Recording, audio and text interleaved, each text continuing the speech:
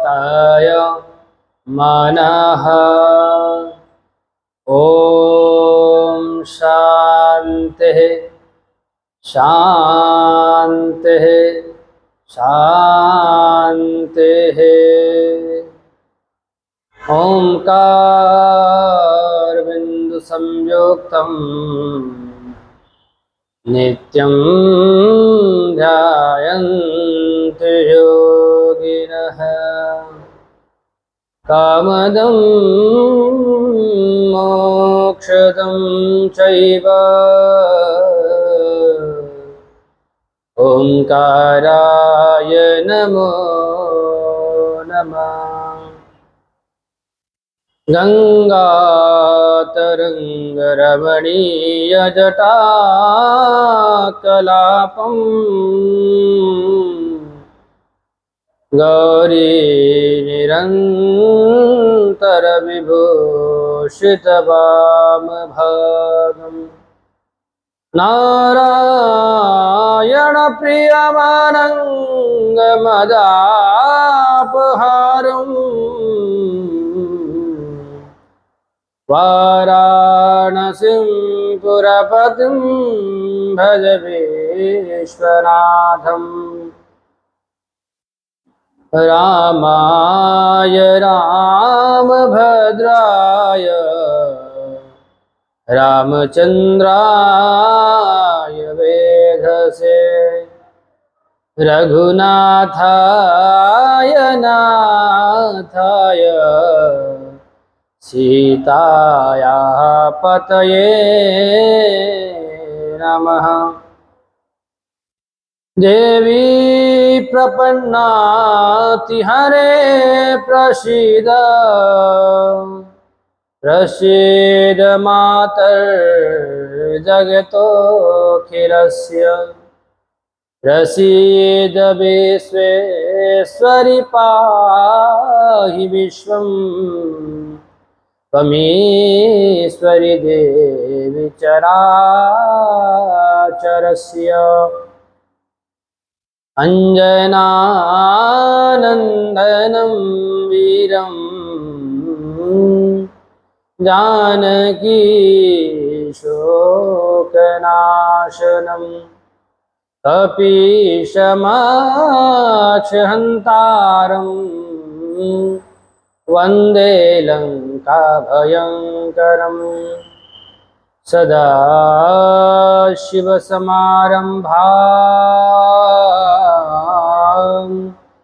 श्रीशङ्कराचार्यमध्यमाम् अस्मदाचार्यपर्यन्तां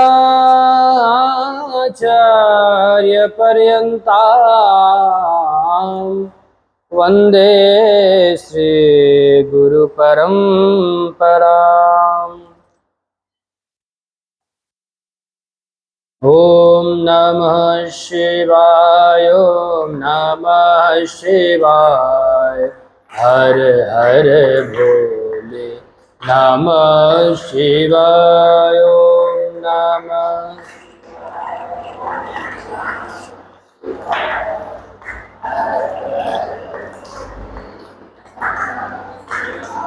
ओम नमः शिवाय ओम नमः शिवाय हर हर भोले नमः शिवाय।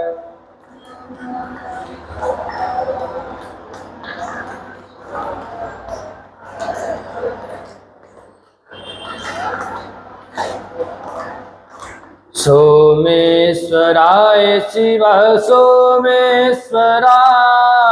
हर हर भोले नमः शिवाय।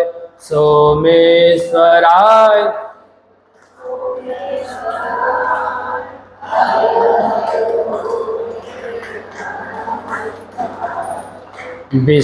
विश्वेश्वराय शिव विश्वेश्वराय हर हर भोले नमः शिवाय।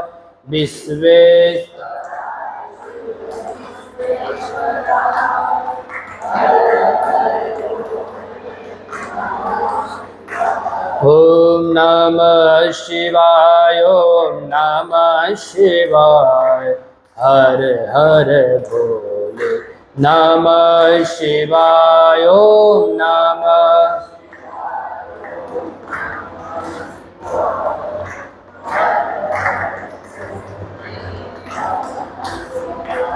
ओम नमः शिवाय, ओम नमः शिवाय।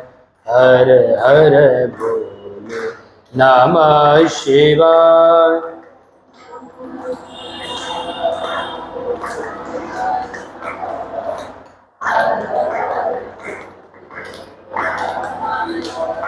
सच्चिदानंद भगवान की, श्री काशी विश्वनाथ भगवान की, सियावर रामचंद्र भगवान की, श्री कृष्णचंद्र भगवान, जगजननी जगदम्बे मात की, अनंत बलवंत श्री हनुमान जी महाराज, गोस्वामी श्री तुलसीदास जी महाराज, श्री सद्गुरुदेव भगवान की, सत्य सनातन धर्म की अधर्म का प्राणियों में विश्व का, गौ माता की गौ हत्या। ओम नमः पार्वती पतये, हर हर महादेव।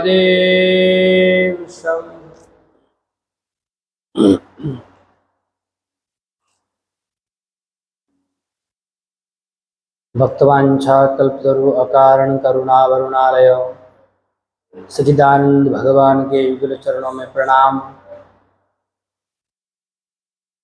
परम पवित्र इस भारत भूमि को वंदन। इस भारत भूमि में विद्यमान समस्त देवी देवताओं के युगल चरणों में प्रणाम। आराध्य श्रोत्रिय ब्रह्मनिष्ठ श्री सद्गुरुदेव भगवान के युगल चरणों में प्रणाम। पावन भारत भूमि में विद्यमान माया नगरी में स्थित चैम्बूर श्री सनातन धर्म सभा श्री राम मंदिर के पवित्र प्रांगण में उपस्थित होकर परमपिता परमात्मा की परम कृपा से परमपिता परमात्मा के परम मंगलमय नाम कथा लीला का रसास्वादन करने हेतु उपस्थित श्रद्धामयी मातृशक्ति, धर्मानुरागी भक्तजन, इस मनुष्य जीवन को सार्थक करने हेतु हम और आप इस मनुष्य जीवन का सर्वोत्कृष्ट फल सत्संग प्राप्त करने जा रहे हैं। परम कृपालु परम दयालु करुणा सिंधु भगवान ने हम सभी को यह सुअवसर प्रदान किया है, यह सुबुद्धि प्रदान की है, सद्बुद्धि प्रदान की है, जिसके माध्यम से हम इस सत्संग का लाभ ले पा रहे हैं।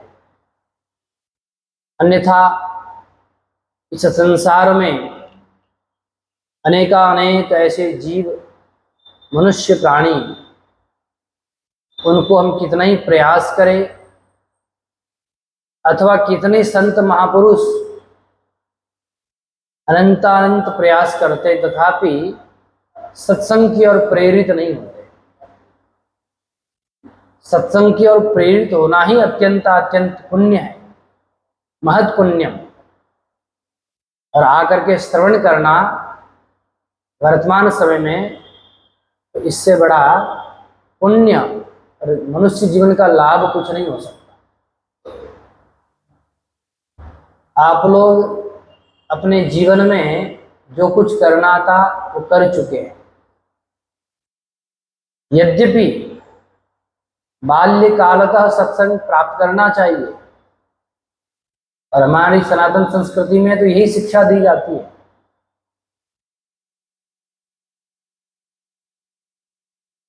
कि बाल्यकालतः आप परमात्मा के भजन में लगिए, प्रतिदिन सुबह शाम सत्संग का समय रखिए, क्योंकि अभी यदि अभ्यास होगा तो अंतकाल आएगा। अंतकाले च मामेव स्मरण मुक्त्वा कलेवरम, जो अंतकाल में मेरा स्मरण करता है या अंतकाल में जिसकी जिह्वा पे मेरा नाम आ जाता है उसकी मुक्ति हो जाती है। परंतु महाराज अंतकाल में आएगा कैसे? जीवन में यदि भगवान का नाम कभी लिया ही नहीं होगा तो अंतकाल तो अत्यंत दुष्कर है, अत्यंत कठिन है। आप यदि अंतकाल में भगवान का नाम लेना भी चाहो तो भी भगवान का नाम लेने में समर्थ नहीं हो। क्यों? क्योंकि अंतकाल में इतनी हमारे जीवन में की गई जो घटनाएं हैं अथवा हमने जो पाप पुण्य किए हैं, जितने कर्म में सदकर्म में, सब के सब स्मरण आते रहते हैं। आपने क्या क्या कर्म किया, जितनी घटनाएं हैं सब अंतकाल में स्मृति में जो पड़ी हुई है वो कंप्यूटर उनको आगे ले आता है। एक क्लिक होता है, सारी घटनाएं सामने आ जाती है। इसलिए जब घटनाएं सामने आती है उस समय भगवान का नाम दिखता है, कभी लिया ही नहीं। उस इतने जीवन काल में यदि लिया होता तो वो भी सामने आता। बायोडाटा में देखा वहां तो कुछ नहीं, खाली है। पूरी राम नाम की है, भगवान के नाम की चिप खाली है, भरी नहीं है। अतः अंतकाल में स्मरण नहीं आता है। स्मरण आने के लिए क्या करना है? बाल्यकाल से हमें हमारे माता पिता संस्कार देते हैं। बच्चा प्रातःकाल जाकर के, माता पिता तो देते ही हैं, परंतु भगवान रघुनाथ भी, राघवेंद्र सरकार, प्रातः काल उठ के रघुनाथा, माता पिता गुरु ना वही माता, राम सिया राम सिया राम जय जय राम।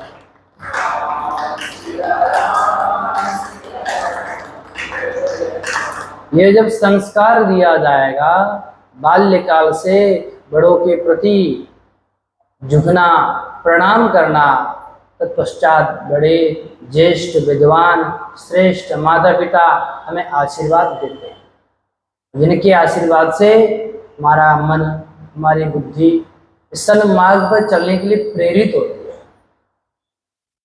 इसलिए बाल्यकाल से कहा क्या करना चाहिए? भजन करना चाहिए। उसी परमात्मा की कृपा से बाल्यकाल में करके छोड़ देना नहीं चाहिए, अंतकाल तक करना चाहिए। इसलिए इस अवस्था में भी करना चाहिए। आप लोग भाग्यशाली हैं, परमात्मा की कृपा से सत्संग प्राप्त हो रहा है। इस सत्संग के माध्यम से परमात्मा के पावन वांग्मय स्वरूप के सन्निधि में, उनके आश्रय में हम लोग सुंदरकांड का सुंदर विचार कर रहे हैं। सुंदरकांड के माध्यम से जीवन को कैसे सुंदर बनाया जाए, जीवन में सत्कृत्य कैसे करें, सन्मार्ग पर कैसे चले, सद्धर्म का पालन कैसे करें, अनेक प्रकार से श्री अनंत बलवंत हनुमान जी महाराज विनम्रता पूर्वक जीवन को कैसे जीना है, प्रत्येक प्राणी के सामने विनय पूर्वक कैसे व्यवहार करना है, उसको समझा रहे हैं। यद्यपि हनुमान जी महाराज अतुलित बलधाम महिमशैलावदेयम ज्ञानिनामग्रगण्यम सकल गुण निधानम, समस्त प्रकार के गुणों के भंडार, ज्ञानियों में सर्वश्रेष्ठ हैं, अत्यंत बल के धाम है, भंडार है। तथापि किम तथापि, तथापि यह है कि विनम्रता पूर्वक प्रत्येक व्यक्ति के साथ में व्यवहार करो, चाहे वो छोटे से छोटा हो अथवा बड़े से बड़ा राक्षस हो। राक्षसों की नगरी में जाकर के भी हनुमान जी महाराज प्रथम तो विनय का, विनम्रता को प्रकट करते हैं। उसके बाद में यदि विनम्रता से नहीं मानते तो फिर बल का प्रयोग करते हैं, बुद्धि का प्रयोग करते हैं। लेकिन प्रथम first impression is last impression. विनम्रता, जो विनम्र होगा वही विनम्र बन के रहेगा। यदि विनम्रता से बाज नहीं आए, विनम्रता से अगला नहीं माने, ये कायरता, हमारी विनम्रता को कायरता समझने लगे, तो हनुमान जी महाराज ने कहा मुझिका एक महाकपि हनी, तो फिर मुष्टिका का प्रहार करो। इसी दिव्य अध्याय में हनुमान जी महाराज रावण के दरबार में पहुंचे और रावण अनेक प्रकार से हनुमान जी महाराज के साथ में संवाद करता है। तुमको किसने भेजा, किसके बल से आए हो, इस लंका में तुमने प्रवेश कैसे किया, तुम मेरा प्रभाव नहीं जानते हो? अरे तुमने मेरे पुत्रों को और हमारे भटों को, महाभटों को, सुभटों को सबको मार दिया। क्या इन लोगों ने क्या अत्याचार किया था, इनका क्या अपराध था? यही अपराध। अनेक प्रकार से प्रश्न पूछा और अपने प्रभाव को बताया, मेरा प्रभाव कहाँ तक है, मैं कितना प्रभावशाली हूं, समस्त प्रकार से अपने प्रभाव को बताया।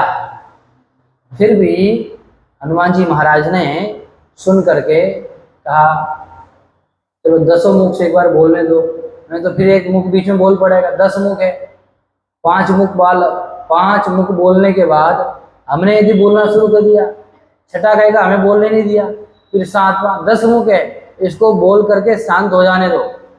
जब जिज्ञासा होगी इसके मन में तब तो उत्तर दें, अगला यदि सुनना चाहे तब तो सुनाए।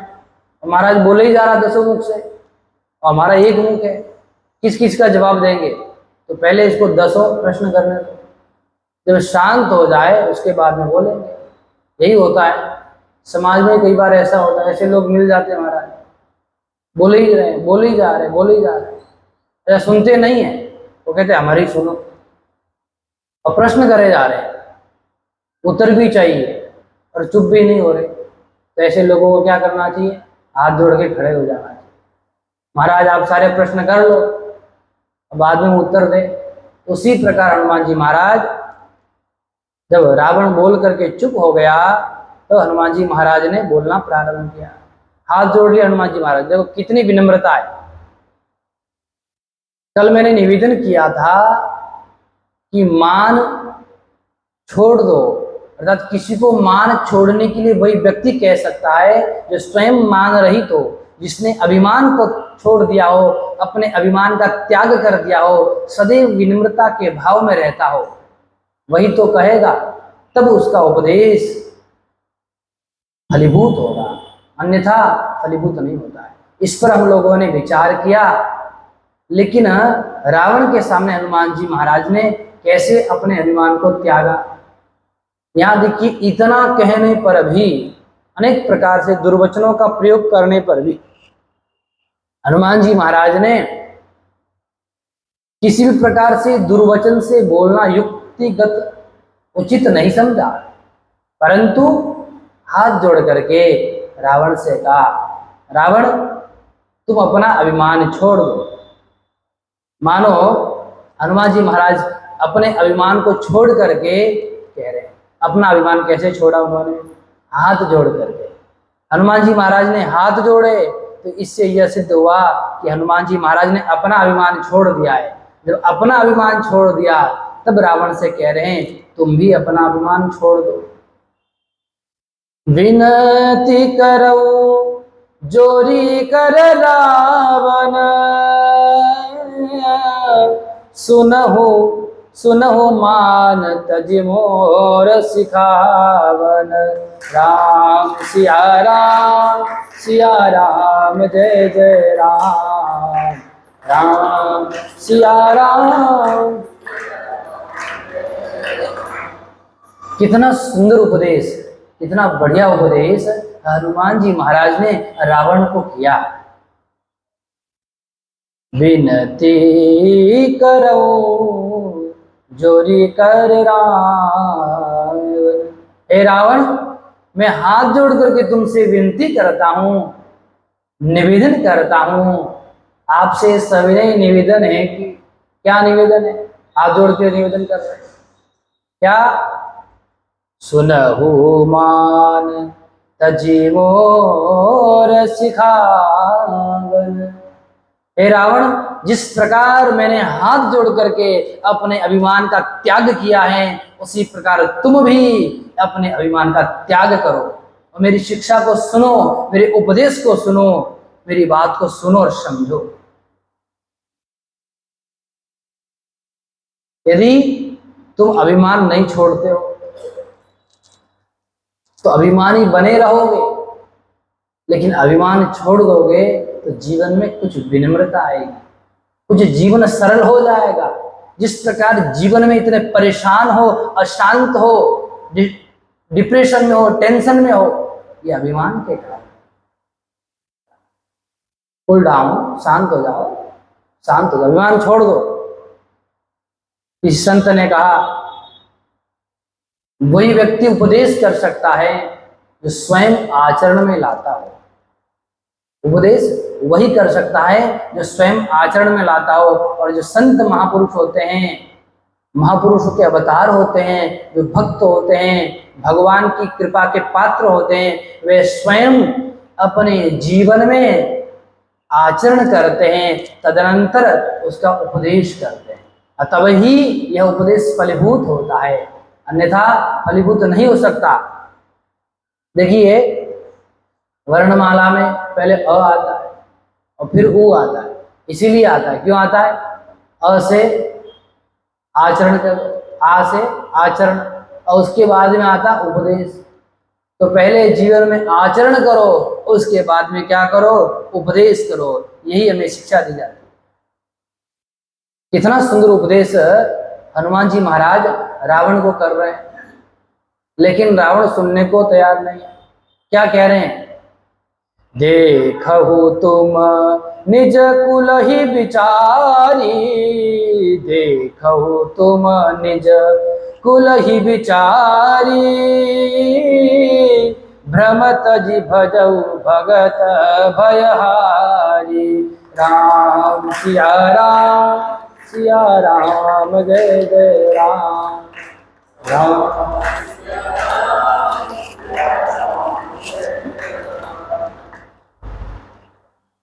मैं क्या देख रहा हूं? देखो, अपने कुल का विचार करो रावण। हनुमान जी महाराज बड़े प्रेम से, विनम्रता से समझा रहे, देखो तुम निज कुल विचारी, अपने कुल परंपरा का विचार करो। तुम अपने कुल परंपरा के गौरव को बढ़ाओ, घटाओ नहीं। कितने बड़े बड़े महापुरुष हुए आपके कुल में, कितने बड़े बड़े ऋषि हुए हैं। ऋषि पुलस्त्य सामान्य ऋषि है क्या? पौलस्त्य कहा जाता रावण को। ऋषि पुलस्त्य के वंश में उत्पन्न हुए हो तुम अपने कुल का कुछ विचार करो। किस कुल में तुम उत्पन्न हुए हो, अपने कुल का विचार करके क्या करना है? जो श्रेष्ठ पुरुषों ने आचरण किया है, उन्होंने परमपिता परमात्मा की शरणागति को ग्रहण करना ही जीवन के लिए आनंददायक समझा है। उसी प्रकार तुम भी उनसे शिक्षा लेकर के क्या करो?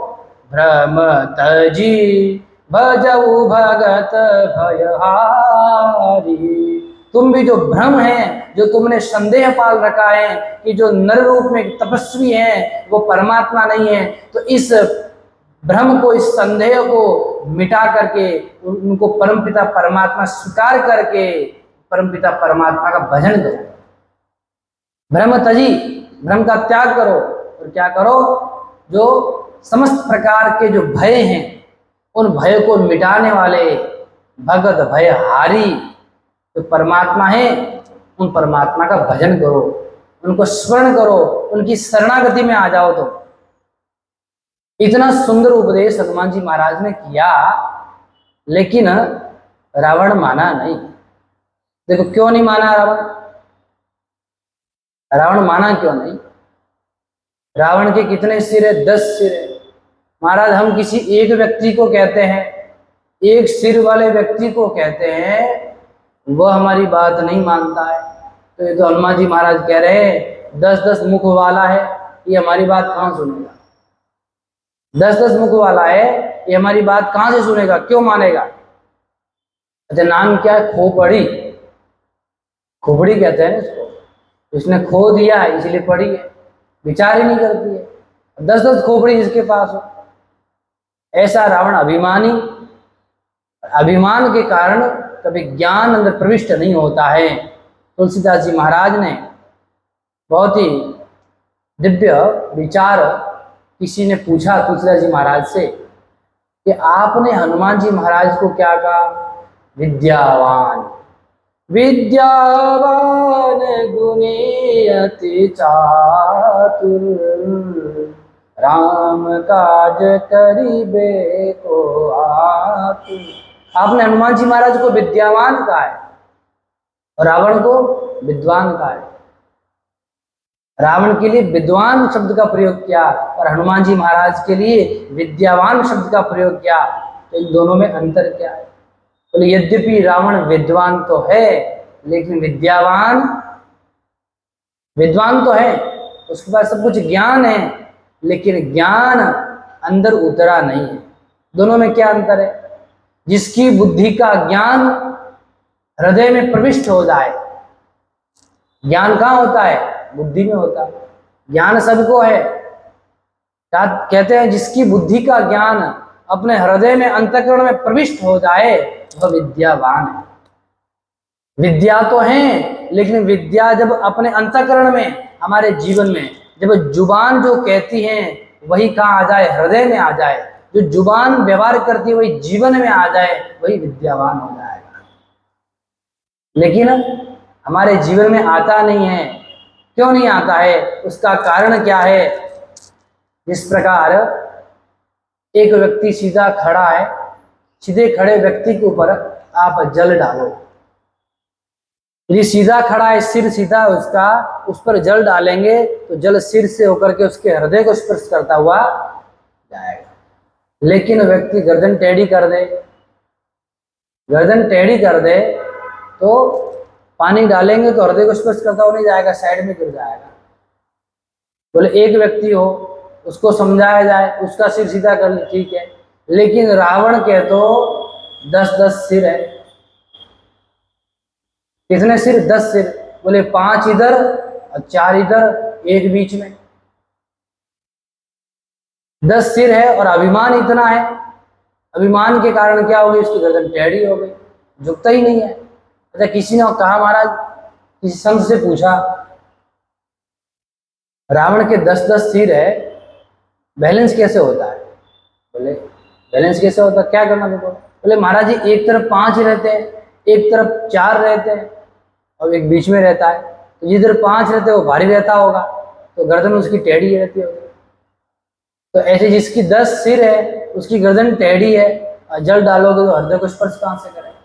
और इस पे डालोगे तो उधर ही गिरते गिरते कहाँ जाएगा?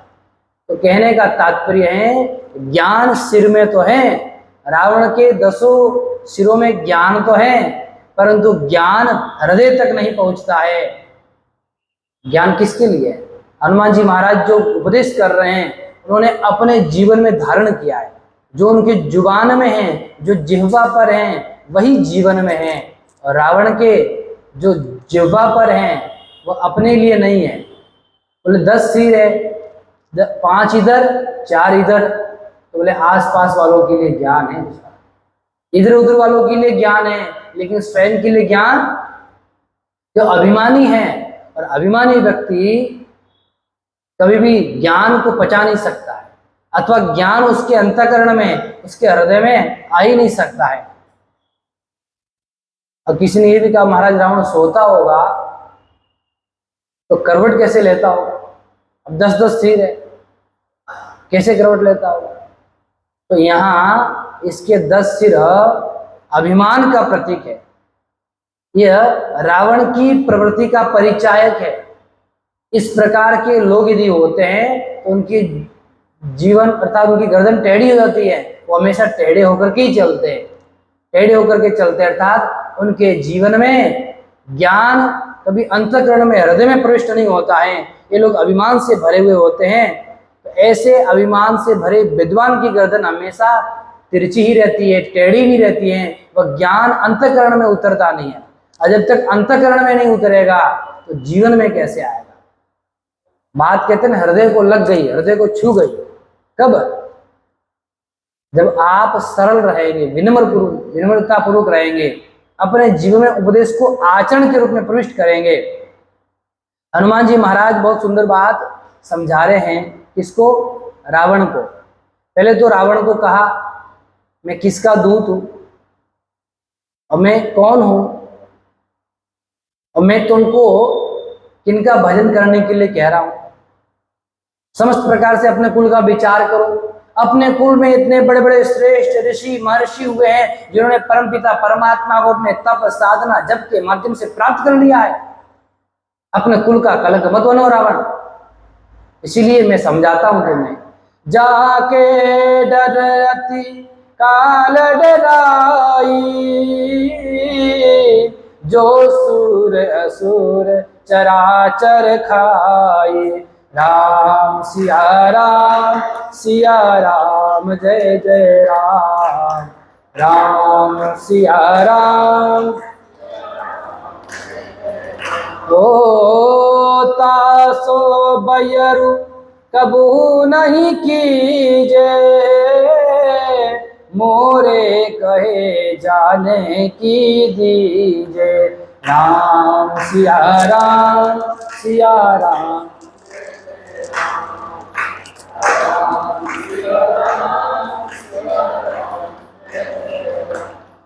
जो राघवेंद्र सरकार हैं ऐसे वे विश्वपति हैं, जगतपति हैं, जगत पिता हैं, जिनके कारण समस्त जगत भी डरता है, काल भी डरता है।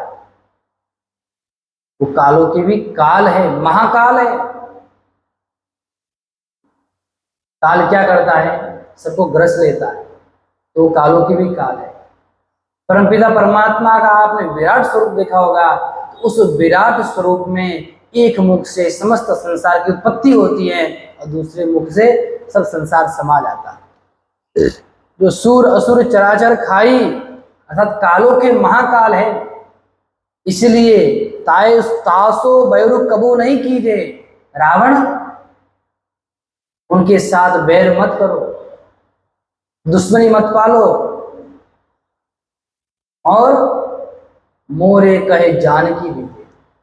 जगदम्बा जगत जननी पराम्बा को आप बड़े आदर से राघवेंद्र सरकार को लौटा दीजिए। क्यों? प्रणत पाल रघुनायक, करुणा सिंधु खरारी।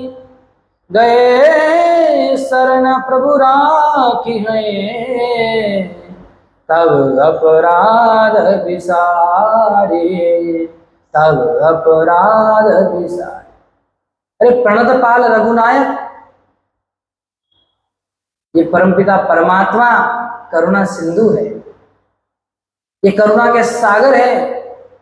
समस्त प्रकार से यदि कोई भी इनकी शरण को जाता है, सकृदेव प्रपन्नाय तवास्मीत च याचते, जो एक बार कहता परमात्मा में आपकी शरण, एक बार कह दे अभयम सर्वभूतेभ्यो, समस्त प्रकार के जो प्राणी है उनसे अभय प्रदान कर देता हूं, मैं अभय दान दे देता हूं, किसी से भय नहीं रहेगा। इसलिए रावण मेरी बात सुनो और क्या करो, तुम रामचंद्र जी के चरणों को अपने हृदय में धारण करो। राम चरण पंकज उर धरहु,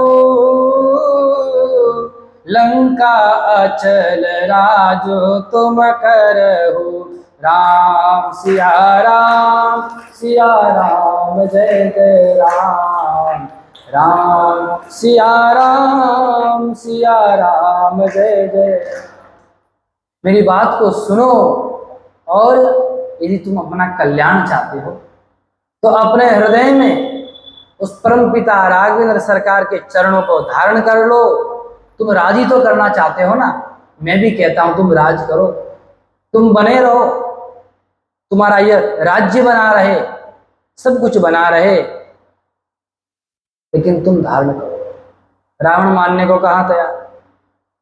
हनुमान जी ने कहा, रावण सुनो मेरी बात। देखो तुम्हारा सिर तो ठीक है, तुम बड़े विद्वान हो, बहुत अच्छी बात है, सिर तो तुम्हारे सब ठीक है, हाथ पैर आंख नाक कान सारे अंग ठीक है, लेकिन एक गड़बड़ी है। देखो सिर का संबंध किससे है? समझ से है। सिर का संबंध समझ से है, और उर का अर्थात हृदय का संबंध किससे है? स्वभाव से है। तुम्हारा स्वभाव ठीक नहीं है, सिर तो ठीक है, तुम ज्ञानी तो हो, तुम बौद्धिक प्रतिभा के धनी हो।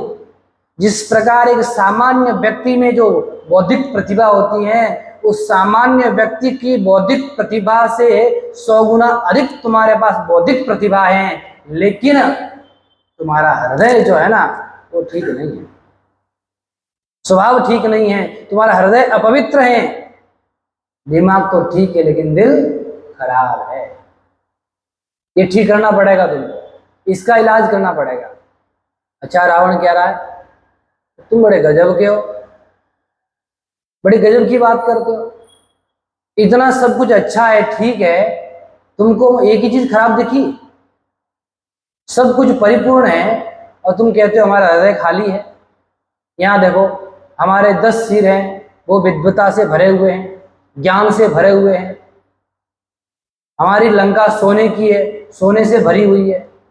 हमारा शस्त्रागार शस्त्र से भरा हुआ है, और जितने हमारे भंडार हैं, अन्न के भंडार हो, धन के भंडार हो, लंका धन संपत्ति से वैभव से परिपूर्ण है। सुरक्षा के लिए चारों ओर समुद्र जल से भरा हुआ है। तो समस्त प्रकार से जो भरा हुआ है वो तुमको दिखा नहीं, लेकिन एक चीज तुमको दिख गई, बड़ी कमी दिखी।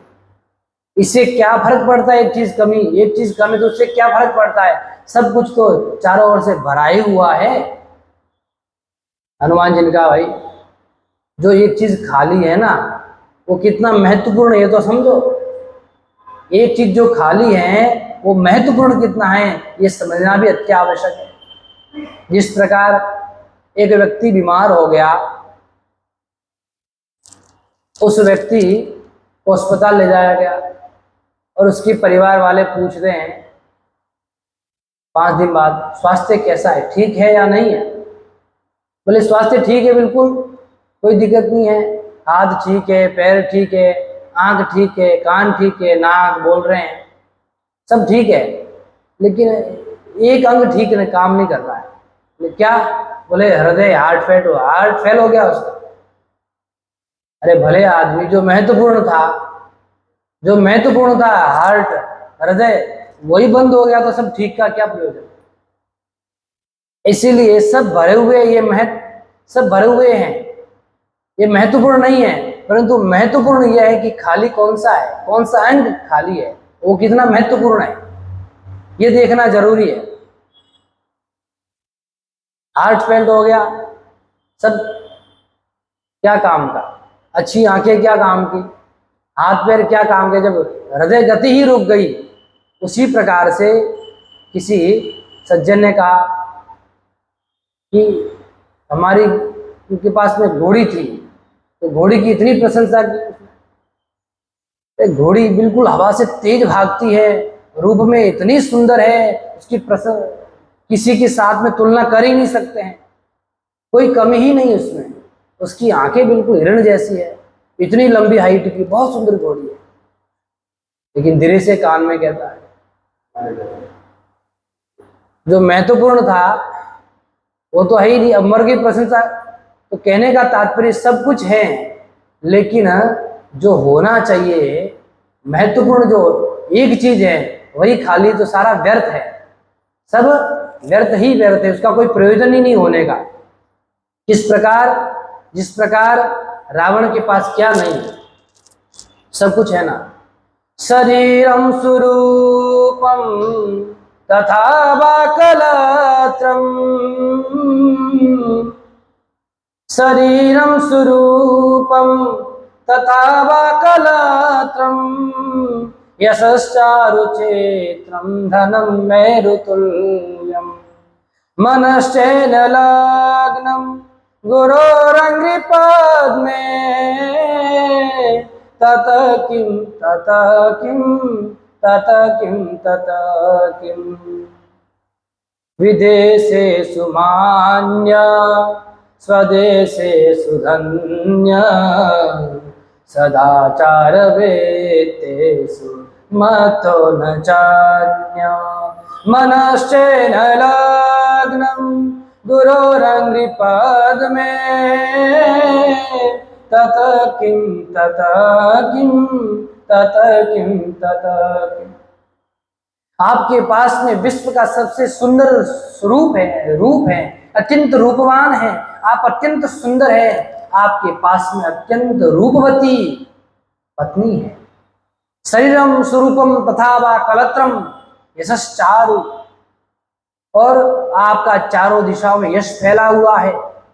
मेरू पर्वत के समान धन संपत्ति आपके पास में, लेकिन आपका मन सदगुरुदेव भगवान के चरण कमलों में नहीं है। मनश्चैन लग्नम गुरोरंग्रि पद में, मनश्चैन लग्नम हरे रंग्रि पद में, परमात्मा के चरणों में आपका मन नहीं लगता है तो सब कुछ व्यर्थ है। विदेशेषु मान्य स्वदेशेषु धन्य, विदेशों में आपकी बहुत मान प्रतिष्ठा है, बहुत लोग मानते हैं, और यहाँ पर भी आप बहुत धन्य हैं, अत्यंत प्रतिष्ठावान, लोग आपका बहुत आदर करते हैं।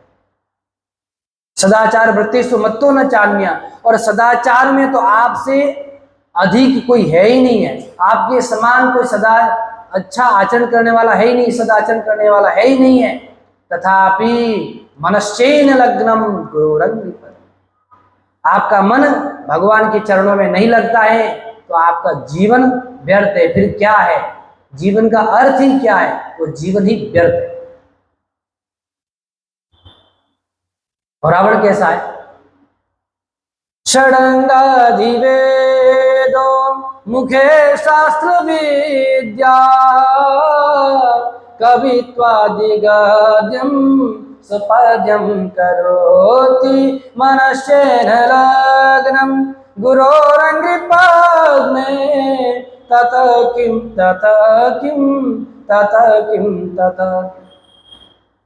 आपके मुख में चारों वेद कंठस्थ हो, वेद के षड अंग वो भी कंठस्थ हो, और कवि के समान गद्य पद्य की आप रचना करते हो खड़े खड़े, लेकिन आपका मन परमात्मा में नहीं लगता है, गुरु चरणों में नहीं लगता है, तो सब कुछ व्यर्थ है।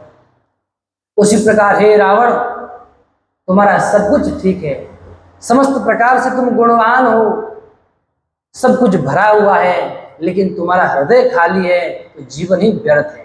इसलिए हनुमान जी महाराज रावण को समझाने आए हैं, तुम अपना हृदय भरो। कैसे? रघुपति चरण, परमात्मा के चरण अपने हृदय में धारण करके।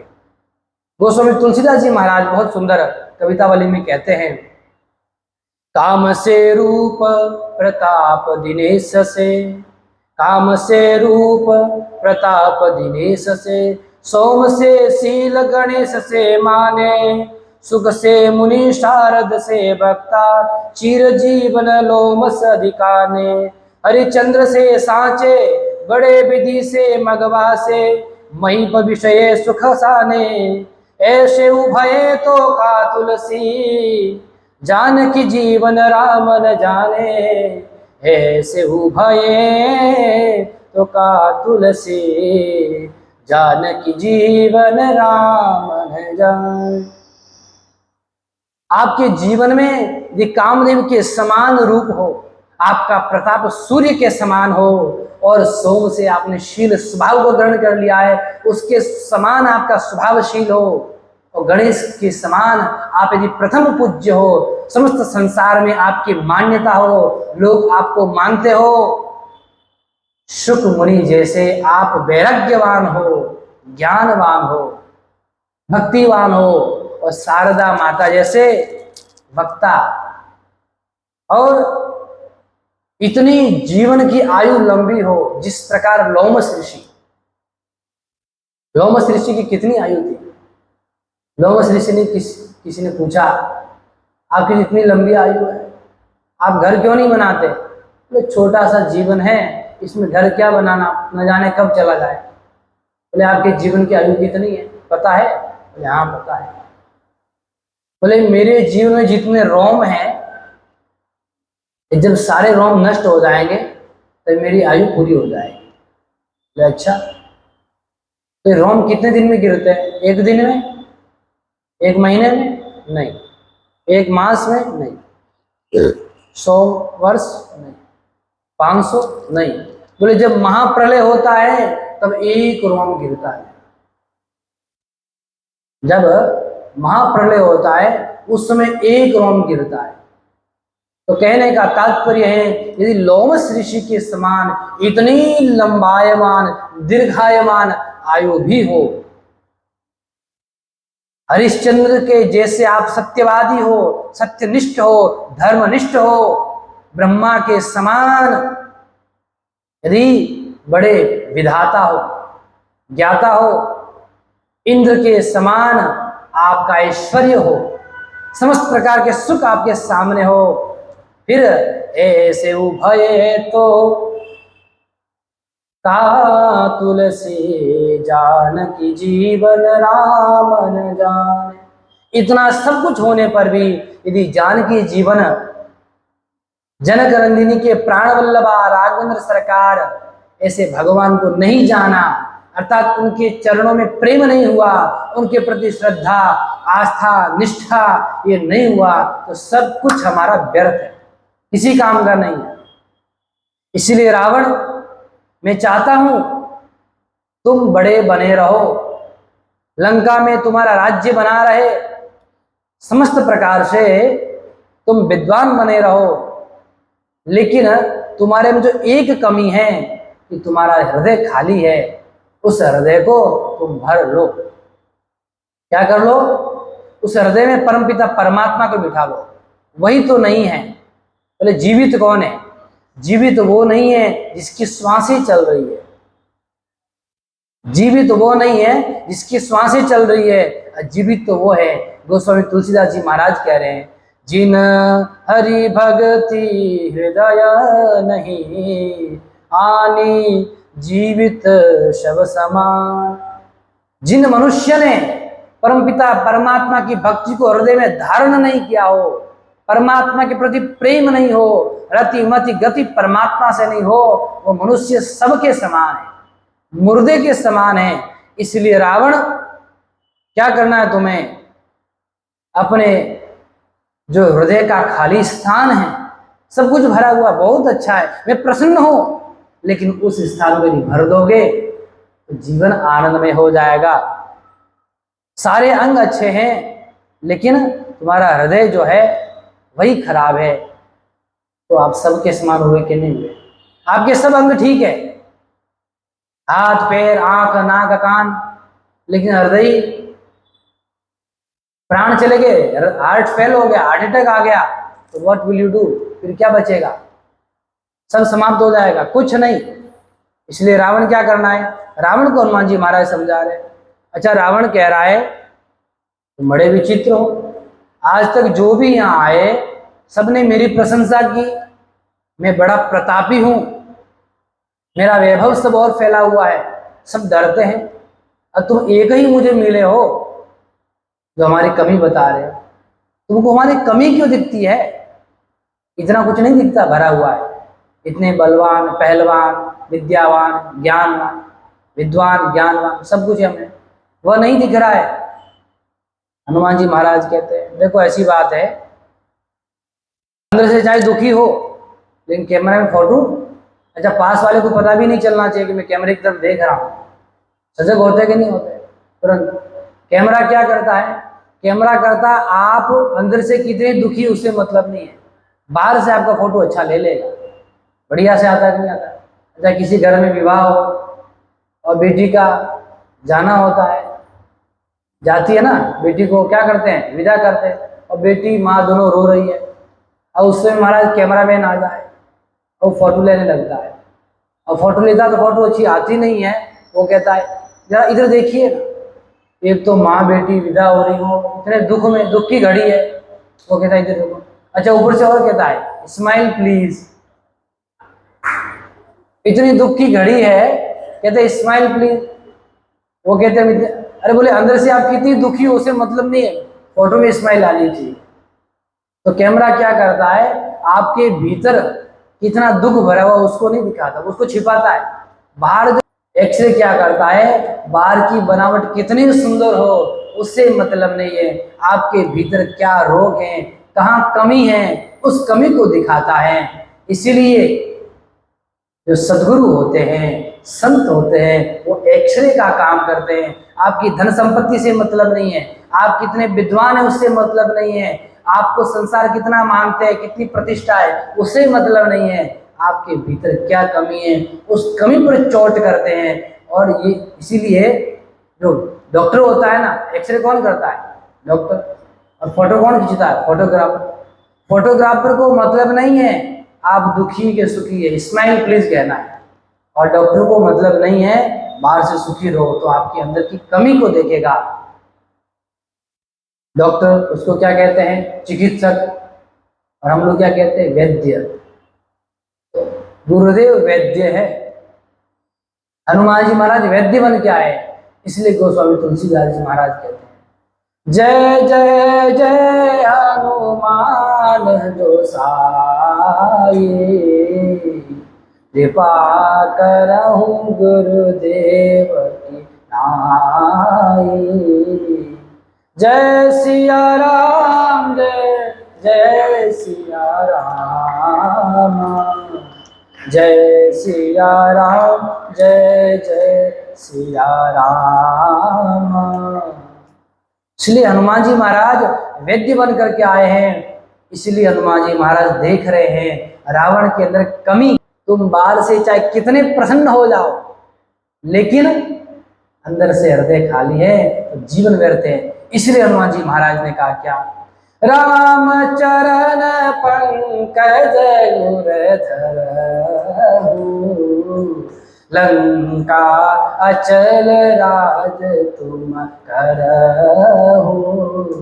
जय सिया राम, जय जय सिया राम, जय सिया राम, जय जय सिया राम। हनुमान जी महाराज ने कहा रावण सिर तो ठीक है, अपने हृदय को ठीक कर लो। अनेक प्रकार से हनुमान जी महाराज रावण को समझाने का प्रयास करते हैं, लेकिन रावण समझता नहीं है। अनेक प्रकार से हनुमान जी महाराज और समझाएंगे, जिस प्रकार से रावण समझेगा उसी प्रकार से समझाने का प्रयास करेंगे। आज हम लोग रावण को इतना ही समझाते हैं। तो आज भगवान की कथा को यही विराम, कल पुनः आगे विचार होगा। सच्चिदानंद भगवान, श्री काशी विश्वनाथ भगवान, सियावर रामचंद्र भगवान की जय। श्री कृष्णचंद्र भगवान की, जगत जननी जगदम्बे मात की जय। अनंत बलवंत श्री हनुमान जी महाराज की, गोस्वामी श्री तुलसीदास जी महाराज की, श्री सद्गुरुदेव भगवान की, सत्य सनातन धर्म की। ओम नमः पार्वती पतये, हर हर महादेव।